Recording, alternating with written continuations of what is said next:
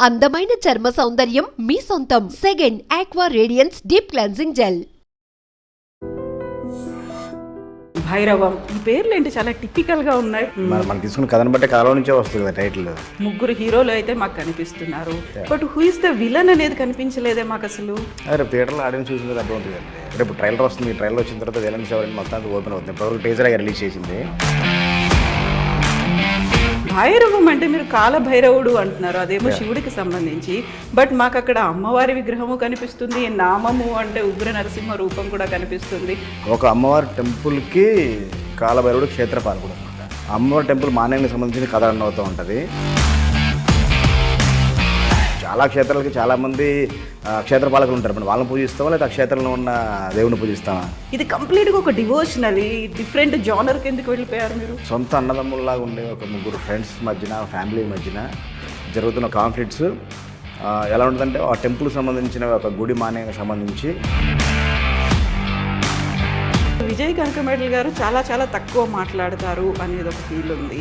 So ఇంతమంది star కాస్ట్ని పెట్టుకొని, multi star అని పెట్టుకొని ఎలా డీల్ చేశారు? తక్కువ మాట్లాడడం కాబట్టి చాలా ఈజీ అయిపోయిందంటే. ఎక్కువ మాట్లాడితే ప్రాబ్లమ్స్ వచ్చావు, కానీ అంటే బేసిక్గా తక్కువ మాట్లాడతాను కాబట్టి నాకు.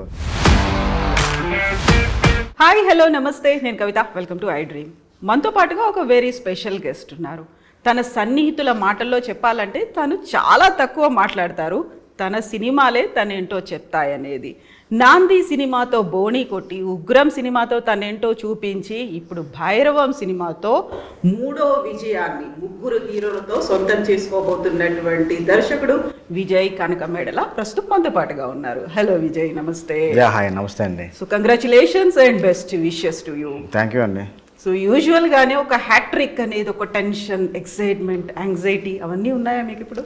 అదే లేదండి, ఏమీ లేదు, చాలా కూల్గా ఉన్నాను. సో నాంది, ఉగ్రం, భైరవం ఈ పేర్లు ఏంటి చాలా టిపికల్గా ఉన్నాయి.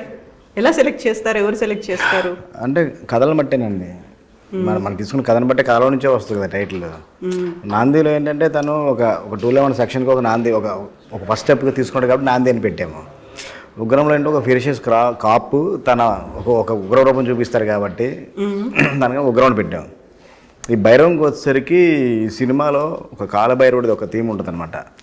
అందువల్ల కాలభైరవుడి థీమ్ నుంచి తీసుకొని భైరవుని పెట్టాం. టోటల్ కథకి కాలభైరవుడు కంక్లూజన్ ఇస్తాడు, అందుకోసం భైరవుని పెట్టాం. భైరవం కాలభైరవుడు పవర్తో రన్ అవుతూ ఉంటుంది కదా. ముగ్గురు హీరోలు అయితే మాకు కనిపిస్తున్నారు, ఆ డ్యూయట్ సాంగ్లు అనేవి ఇవన్నీ ఉన్నాయి, but who is the villain అనేది కనిపించలేదే మాకు అసలు. రేపు థియేటర్లో ఆడియన్స్ చూసింది అర్థం అవుతుంది అండి. రేపు ట్రైలర్ వస్తుంది, ట్రైలర్ వచ్చిన తర్వాత విలన్స్ ఎవరైనా మొత్తం ఓపెన్ అవుతుంది. ఇప్పటివరకు టీజర్ రిలీజ్ చేసింది.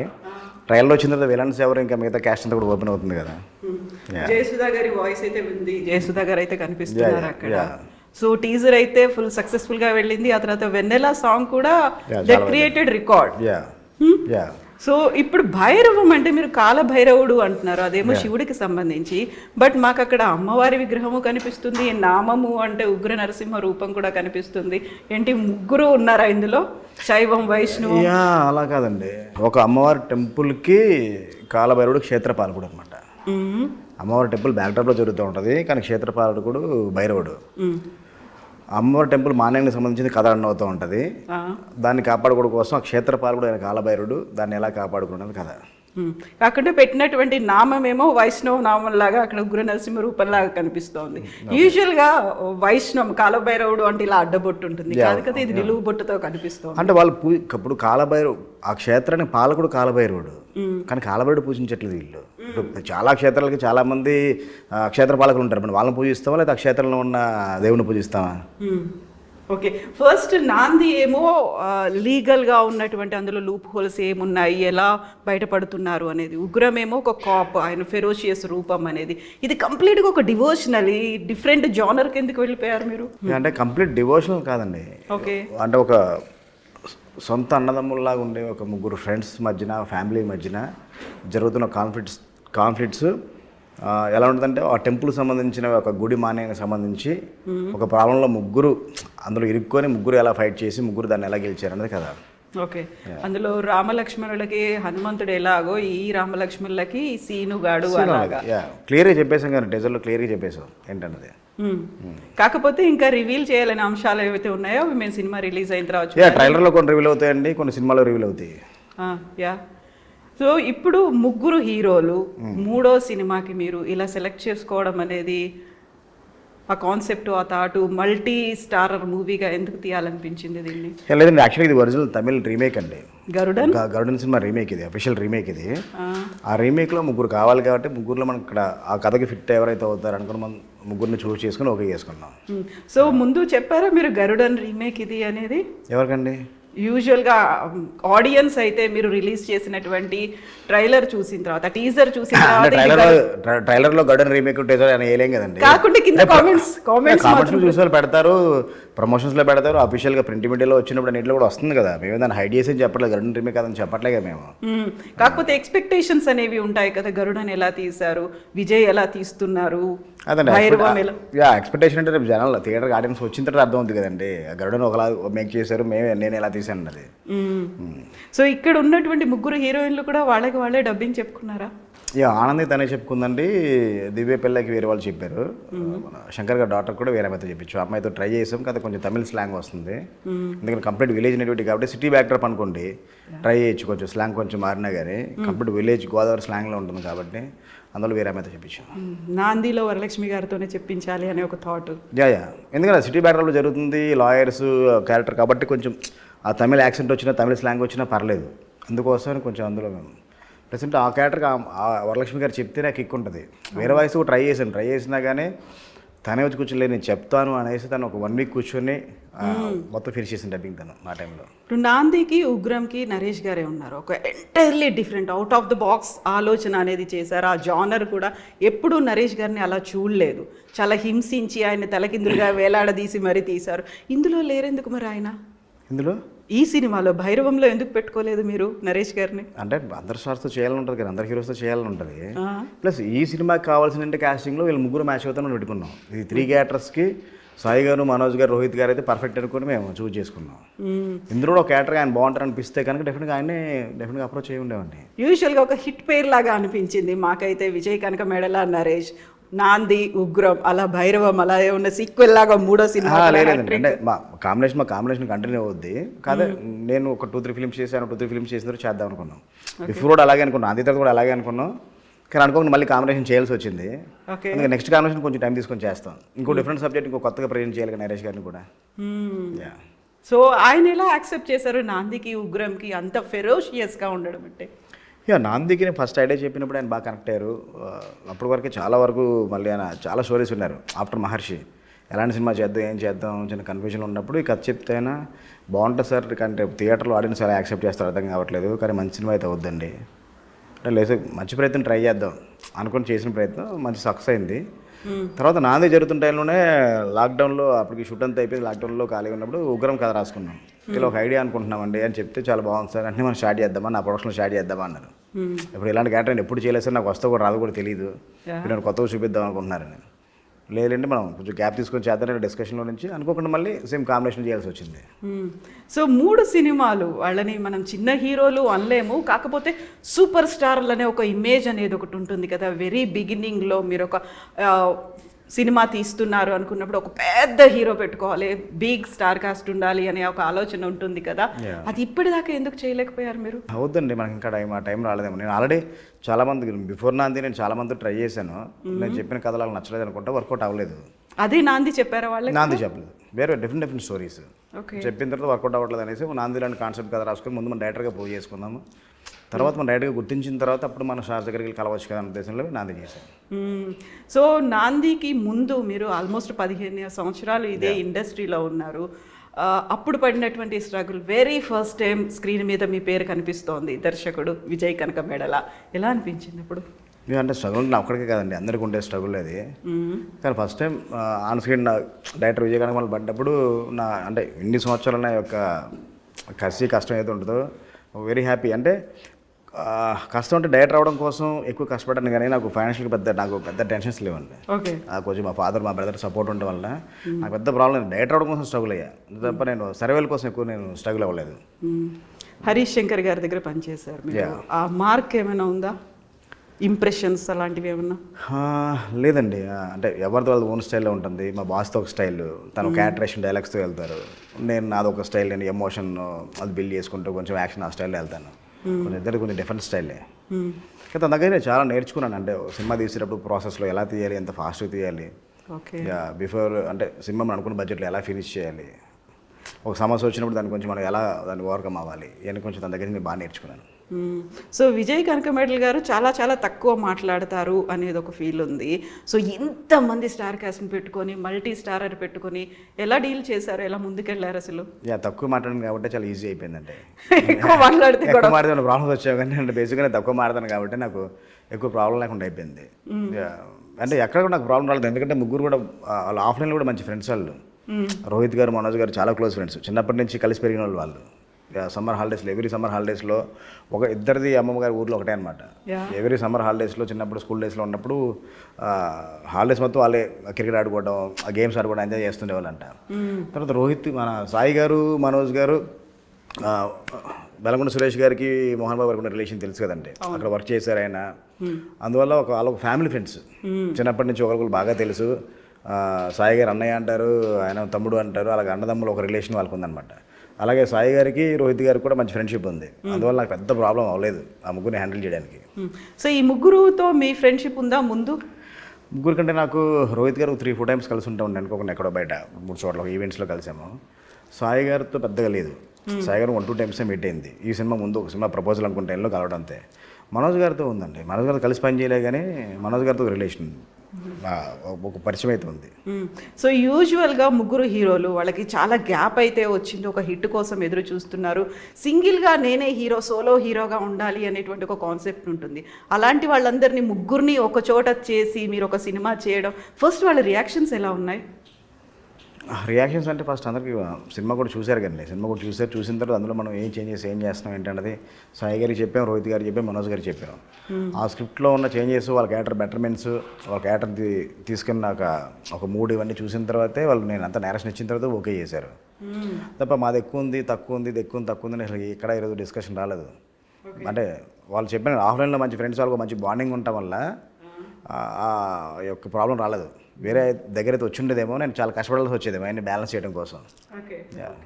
మేము టీజర్ చూసిన తర్వాత మీరు ఆ టీజర్ ఎండ్ స్టేజ్లో బెల్లంకొండ శ్రీనివాస్ది చూసినటువంటి ఒక క్లోజ్ షాట్స్ కావచ్చు, ఆయన షౌటింగ్, స్క్రీమింగ్, అదంతా మాకు కాంతారా చూసినట్టు అనిపించింది. ఎందుకు ఆ రిఫ్లెక్షన్ అనేది, చుట్టూ పసుపు కుంకుమలు, ఆయన అరుపులు. కాంతారా రిఫ్లెక్షన్ కాదండి, ఆ కథలో ఒక మెయిన్ కోర్ ఎమోషనల్ వచ్చే సీన్ అది. ఆ సీన్కి అది కావాలంటే బేసిక్ అంటే అక్కడ కాలభైరవుడు పోతాడు ఆ క్యారెక్టర్కి. అంటే పూనకం వచ్చినప్పుడు ఎవరైనా అదే చేస్తారు. ఇక్కడ తెలంగాణలో మనకి చాలా వరకు అంటే మనకి బోనాల టైంలో, జాతర టైంలో పూనకం వస్తాడు. అది ఇండియా వాడు ఎక్కడ జరిగినా ఏం చేసినా ఎవరైనా అదే చేయాల్సిందే, అది మారదు కదా, కథలో ఉన్న ఎలిమెంట్లో తీసుకున్నది కాబట్టి. పూనకం వచ్చినప్పుడు ఎవరైనా అలా బిహేవ్ చేస్తారు. అందులో వచ్చిన తప్ప కాంతారా రిఫ్లెక్షన్, కాంతారా యొక్క ఇంప్రెషన్ అయితే అసలు ఏమీ లేదు. సో దాని కింద ఉన్నటువంటి కామెంట్స్లో చాలా వరకు చాలా రోజులు అవుతుంది ఒక డివోషనల్ మూవీ మేము చూసి, దాన్ని ఇది మాకు ఆ గ్యాప్ని ఫుల్ఫిల్ చేస్తోంది అన్నట్టుగా కామెంట్స్ అయితే కనిపించాయి. కంప్లీట్గా మీరు డివోషనల్ జానర్ అనట్లేదు, ఇది ఒక ఫ్రెండ్షిప్ ఉంది, అక్కడ విలేజ్ బ్యాక్ డ్రాప్ ఉంది.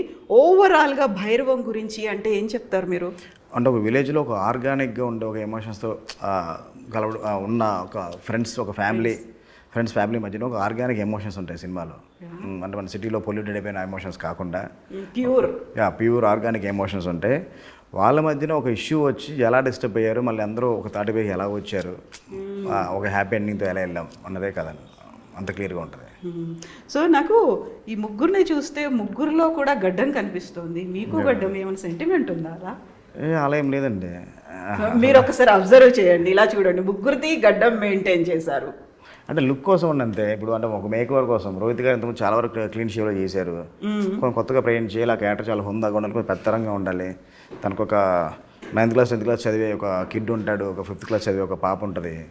మనం కొంచెం ఆ ఏజ్, ఆ మెచ్యూర్నెస్ కనపడాలి కాబట్టి రోహిత్ గారికి కొంచెం ఆ బియర్డ్ అది. మనోజ్ గారికి కూడా మ్యారేజ్ అయిపోయి ఒక 5-6 years అయి ఉంటుంది. కొంచెం మెచ్యూర్డ్ కంటే ఇప్పటి వరకు మనోజ్ గారు చాలా వరకు అంటే బాయ్ నెక్స్ట్ డోర్ క్యారెక్టర్స్ చేశారు, అన్ని హీరోగా చేసినవన్నీ కూడా అలాగే చేశారు ఆయన. కానీ ఇందులో కొంచెం హుందగా, తన పేరు గజపతి వర్మ, ఆ లాయల్టీ అన్నీ ఉండాలి కాబట్టి కొంచెం గంభీరంగా ఉండాలనేసి కొంచెం బీఈడ్ ఆమె ఎక్కువ ఇచ్చారు అనమాట. శ్రీనివాస్ గారికి శ్రీనివాస్ గారు చాలా హ్యాపీగా విలేజ్లో మా అందరు కుర్రోళ్ళలాగే గోయింగ్ క్యారెక్టర్ అనమాట. ఇప్పుడు ప్రజెంట్ అందరూ విలేజ్లో కొంచెం ఏమే కోరుతూ ఉంటున్నారు, ప్రజెంట్ ట్రెండ్ ఎలా ఫాలో అవుతున్నారు కాబట్టి అలా ఉండాలి కాబట్టి ఆయనకి డిజైన్ చేశాం. ప్లస్ ఆయన కూడా ఎప్పుడు క్లీన్ షేవ్లో ఉన్నారు. సినిమాలు ఎప్పుడు బియర్డ్ పెంచి కొంచెం మాస్ లుక్ లుంగి కట్టుకుని ఎప్పుడు చేయలేదు. ఆయన చేసిన కూడా ఆయన అర్బన్ సినిమాలే, సిటీ బేస్డ్ సినిమాలే చేశారు. కాబట్టి ఈ సినిమాలో కొంచెం కొత్తగా ప్రయాణం చేయడం కోసం ఆయనకు ఒక లాంగ్ హెయిర్ పెంచి కొంచెం బీడది పెట్టి కొంచెం ముస్టాచ్ అన్ని కొంచెం ఫుల్గా పెట్టి ఒక కొత్తగా ప్రయాణం చేస్తే వాడని కొంచెం థ్రిల్ ఫీల్ అవుతారు ఉద్దేశంలో చేసింది. సో ఈ ముగ్గురిని ఏంటి హెక్టిక్ షెడ్యూల్స్తో మీరు బాగా వాళ్ళని పీడించారా ఏమైనా? నేను పెట్టించనే ఉండదండి. నాకు ప్రొడ్యూసర్ ఈ టైం స్టార్ట్ చేస్తున్నాం, ఈ టైం ఫినిష్ చేద్దామని అందరం కలిసి తీసుకున్న నిర్ణయంలోనే కంటిన్యూగా షూట్ చేసాం. అంతే, ఎక్కువ గ్యాప్స్ లేకుండా కంటిన్యూగా షూట్ చేసాం. కాకుండా మేము చూసిన ఇన్స్టాగ్రామ్ రీల్స్లో అయితే ఒక హెక్టిక్ షెడ్యూల్స్, టైంకి అన్నం పెట్టట్లేదు అందుకనే మేమే వండుకొని తింటున్నాము. అదే సరదాగా అంటే ఇప్పుడు అందరు కాంబినేషన్ చేస్తున్నప్పుడు సేమ్ అందరికి 1:30కి ఒక్కోసారి బ్రేక్ ఇవ్వలేం కదా. అలా సరదాగా అంటే ఎవ్రీడే ఫుల్ ఎంజాయ్ చేసాం, మంచి బ్రేక్ టైం తీసుకుని బాగా తినేవాళ్ళం, బాగా ప్రిపేర్ చేయించేవాళ్ళు. ఒకరోజు ఒక మెయిన్ యాక్షన్ సీక్వెన్స్ జరుగుతున్న టైంలో ఈరోజు మేము బ్రేక్ తీసుకుంటాం, మేము ఫుడ్ ప్రిపేర్ చేస్తామని వాళ్ళు ఫుడ్ ప్రిపేర్ చేసుకుంటూ వచ్చి షార్ట్ ఫినిష్ చేసుకుంటూ అలాగా కోఆర్డినేషన్ చేసుకొని నేను ఎప్పుడు టైంకి బ్రేక్ ఏమైనా ఉన్నాయి. ఆ రోజు నేను 12:45కి బ్రేక్ ఇవ్వాల్సి వచ్చింది. కానీ అక్కడ ఫుడ్ ఇంకా రెడీ అవ్వలేదు, ఇంకో 20 minutes పడుతుందంటే వెయిట్ చేసి మళ్ళీ బ్రేక్ తీసుకొని ఫుడ్ బాగా చేసి మళ్ళీ షూట్ చేసుకున్నాం అనమాట. సో అంతమందిని ఒకే చోట చూడడం, ఒక విలేజ్ బ్యాక్ డ్రాప్ అనగానే ఒక పండగ వాతావరణం అనేది కనిపిస్తుంది కదా.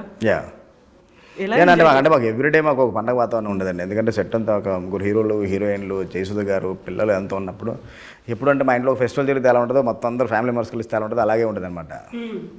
అయితే ఇప్పుడు ఈ భైరవం తర్వాత ఒక మంచి సినిమా రావాలి, ఒక పెద్ద హీరోతో సినిమా రావాలి అనేటువంటిది ఎక్స్పెక్టేషన్స్ ఉంటాయి కదా.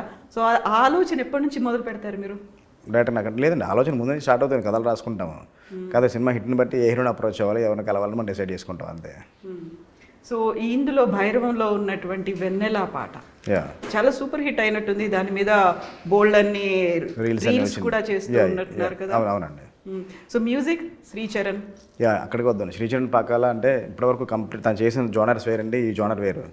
తను క్షణం కూడా చేరి, ఎవరు, నాంది, ఉగ్రం అన్నీ కొంచెం థ్రిల్లర్ జోనర్లో సినిమాలు చేశారండి. తనకు ఫస్ట్ టైం ఒక కమర్షియల్, ఒక మాస్ ఫిల్మ్ అండ్ విలేజ్ బ్యాక్డ్రాప్లో ఫిల్మ్ తనన్నీ చేసిన, అర్బన్లోనే చేశారు. తన సిటీ బ్యాక్డ్రాప్లో తను కూడా చేసినాయి. First time village cinema.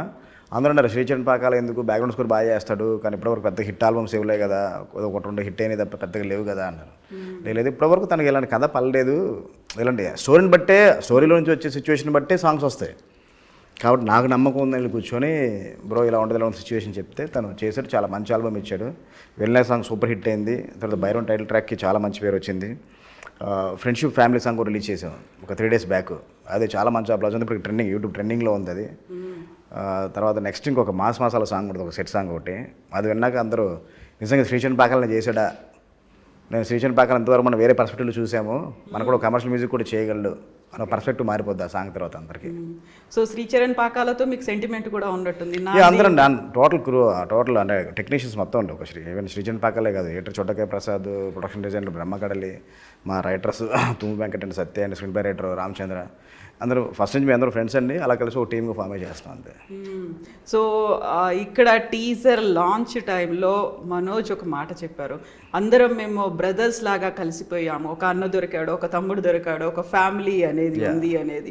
So ఆ బాండ్ అనేది యూజువల్లీ ఒక సినిమా తర్వాత ఎండ్ అయిపోతుందా అనేది ఒక ఫీల్ అనేది ఉంటుంది కదా. What was the reaction film అయిపోయింది షూటింగ్ అన్నప్పుడు? లేదంటే ఒక ఫుల్ ఫిల్మ్ మొత్తం అంటే ఒక ఫ్యామిలీ ఫ్రెండ్స్ లాగా మనం ఆ మూవ్ కూడా చేసాం. ఒక మంచి అంటే కథలో ఉన్న ఎమోషన్స్ కూడా అలాంటివి కాబట్టి అందరూ బాగా సింక్ అయిపోయాం అనమాట. అంటే అందరూ కొంచెం ఎమోషనల్ అనమాట. మనోజ్ గారు కానీ, రోహిత్ గారు కానీ అంత ప్యూర్ హార్టెడ్ పీపుల్. అంటే వేరే ఏముంటుంది, డైరెక్ట్ ఏదైనా కానీ చాలా ఓపెన్ మాడుకునే వాళ్ళు అనమాట. బాబాయ్ నువ్వు వాళ్ళని కొంచెం లేటుగా వస్తాను, నువ్వు లేటుగా నువ్వు ముందు రావద్దు, కొంచెం నన్ను అర్థం చేసుకో అని ఇంత ఓపెన్గా చెప్పుకునేవాళ్ళు. అలాంటి కంప్లీట్ షూట్ అంతా అయిపోయేసరికి ఒక చిన్న ఎమోషన్ ఉంటుంది కదా సార్. ఎన్ని రోజులు అంటే 80 days కంటిన్యూగా పనిచేసాం. అది గ్యాప్ లేకుండా మంత్లో 10 days చేసి ఒక 2 months గ్యాప్ ఇచ్చి మళ్ళీ చేస్తే అది వేరే ఉంటుందేమో. కంటిన్యూగా డైలీ అంటే ఒక సెప్టెంబర్లో స్టార్ట్ చేసి డిసెంబర్లో షూట్ ఫినిష్ చేసామండి. అంటే ఆల్మోస్ట్ ఇంకా ఎవ్రీడే మనం అందరూ మీట్ అయ్యి ఉన్నాం. షూట్ లాస్ట్ ప్యాకప్ చెప్పే రోజు నాడు చిన్న పెయిన్ అయితే ఉంటుంది. మళ్ళీ ఎప్పుడు కలుస్తూ ఉంటాను కానీ ప్రమోషన్స్లో మళ్ళీ కలుస్తున్నాము. తర్వాత ఎప్పుడు ఎవ్రీడే అంటే మా ముగ్గురు హీరోలకి నాకు కలిపి ఒక గ్రూప్ ఉందన్నమాట. WhatsApp group. అది మా మనోజ్ గారే ఫస్ట్ డే లొకేషన్కి వచ్చినట్టు క్రియేట్ చేశారనమాట. ఎవ్రీడే దాంట్లో చిట్ చాట్ జరుగుతూనే ఉంటుంది.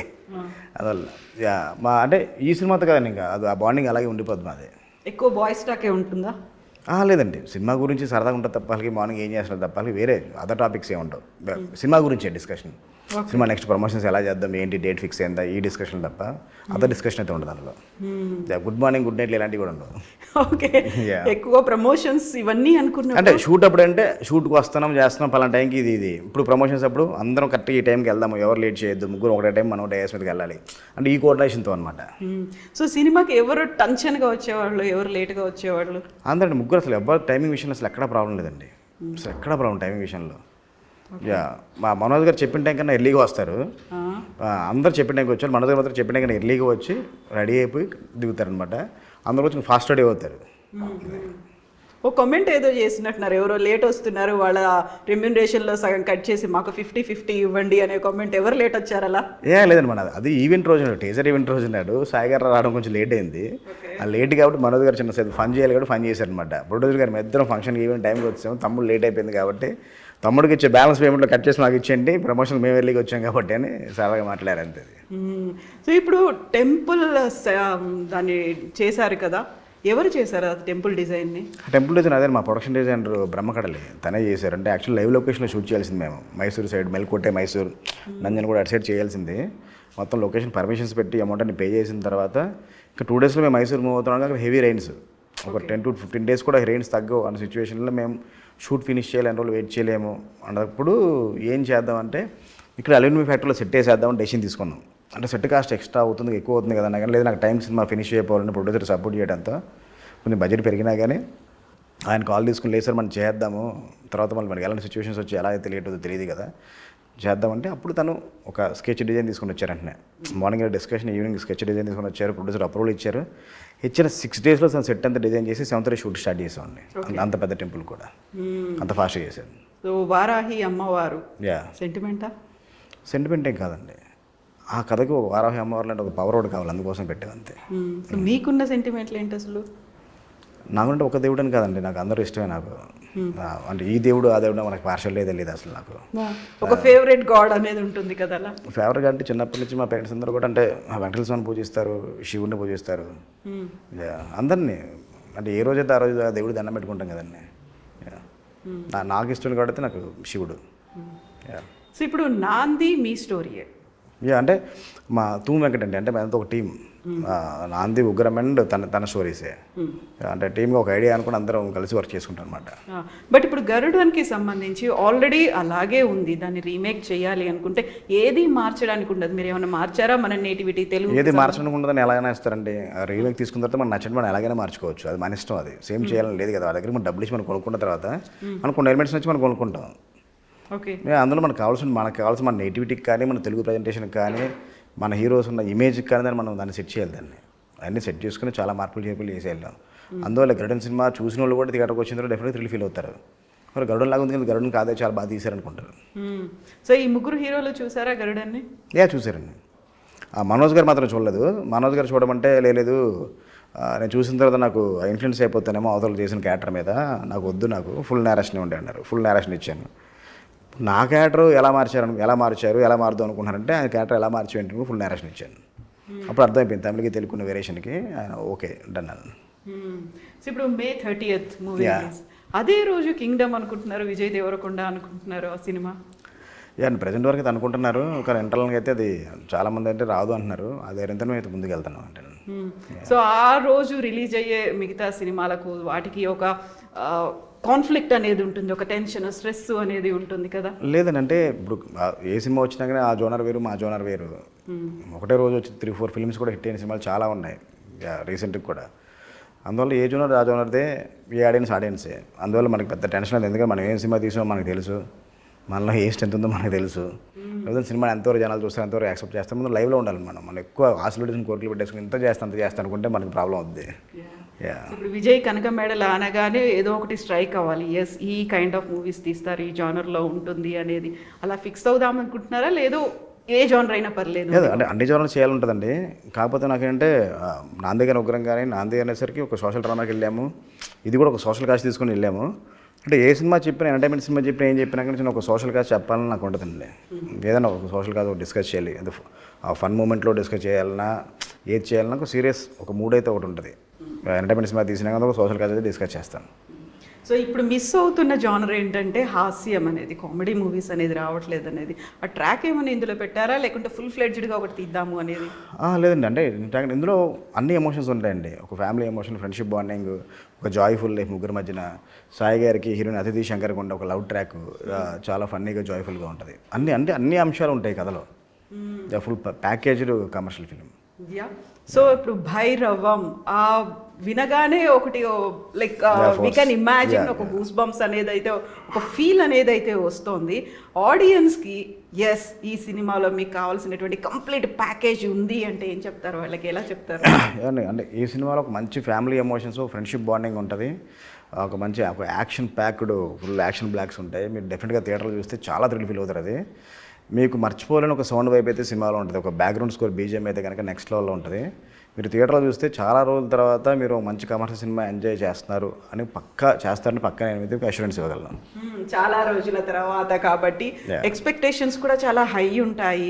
అదే ఆలోచనతో మీ టీం అంతా ఉంది, అటు ప్రేక్షకులు కూడా ఎదురు చూస్తూ ఉన్నారు కదా. ఇక్కడ డిసప్పాయింట్ అయితే చేయరు కదా? అసలు 1% డిసప్పాయింట్ చేసే అవకాశం అక్కడ లేదండి. ఎందుకంటే ఆల్రెడీ అక్కడ సక్సెస్ అయిన ఫిల్మ్, దాన్ని మేము అందులో తప్పులు కొంచెం కరెక్ట్ చేసుకొని ఇంకా బాగా తీసాం అనుకుంటున్నాం. సో ఆ డిసప్పాయింట్మెంట్ ఉండొద్దు అని అంటే ఒక డిప్రెషన్ లేకుంటే ఒత్తిడి అనేది ఉంటుంది కదా, చాలా ప్రెషర్ అనేది ఉంటుంది కదా, దాన్ని ఎలా ఓవర్కమ్ అయ్యారు మీరు? ఎవరికండి? నాకండి, నాకు ఫస్ట్ నుంచి నేను నాంది రిలీజ్ అప్పుడు కూడా నేను ఇలాగే ఇంతే కూల్గా ఉన్నాను నా ఫస్ట్ సినిమా అప్పుడు కూడా. ఎందుకంటే మనం లైవ్లో ఉంటే మనం తీసిన సినిమా అంటే దాన్ని ఎంతవరకు జనాలు యాక్సెప్ట్ చేస్తాను, లైవ్లో ఉంటే మనం చాలా ప్రశాంతంగా ఉండగలండి. దాంట్లో మాత్రం చాలా లైవ్లో ఉంటాం. ఎందుకంటే ఒక మంచి ప్రయత్నం చేసే మనం రేపొద్దున ఆడియన్స్ ఎలా రిసీవ్ చేసుకుంటే దాన్ని మొత్తం మనం యాక్సెప్ట్ చేస్తాం నాకు ముందు మైండ్ సెట్తో ఉన్నాం అనుకోండి, కూల్గా ఉండగలం అంతే. సో అదే మైండ్ సెట్ ఉగ్రంకి, అదే మైండ్ సెట్ ఇప్పుడు భైరవం కూడా. So best wishes to you అండి, all the best, and we wish you a hattrick movie. Thank you అండి, థ్యాంక్ యూ సో మచ్.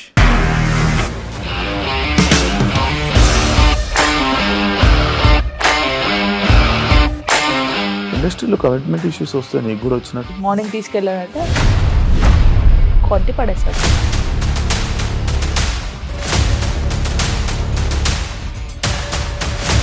ఒక్కళ్ళు కూడా చూడలేదు ఈ సినిమా అని చెప్పడానికి కూడా చాలా ధైర్యం కావాలి. అది నిజం కదా, దాంట్లో ధైర్యం ఏంటి? ఇది నెక్స్ట్ డే ప్లేట్ మార్చేస్తే తప్పు కదా. As of now we are comfortable this అని నేను అనుకుంటున్నాను. రష్మిక గారిది మీది ఒకే ఊరంట కదా? నీకు కోపం వచ్చిందంటే బాగా తిట్టేత్తరా? తిట్టేద్దామండి. నిజంగా గేమ్ ని ఎలా చేంజ్ చేయగలిగారు? ఏపీఎస్ఎఫ్సి వాళ్ళకి 6 నెలల్లో నేను 6 లక్షలు కట్టా. బిజినెస్ చేయాలనుకుంటే it is as difficult as riding a tiger.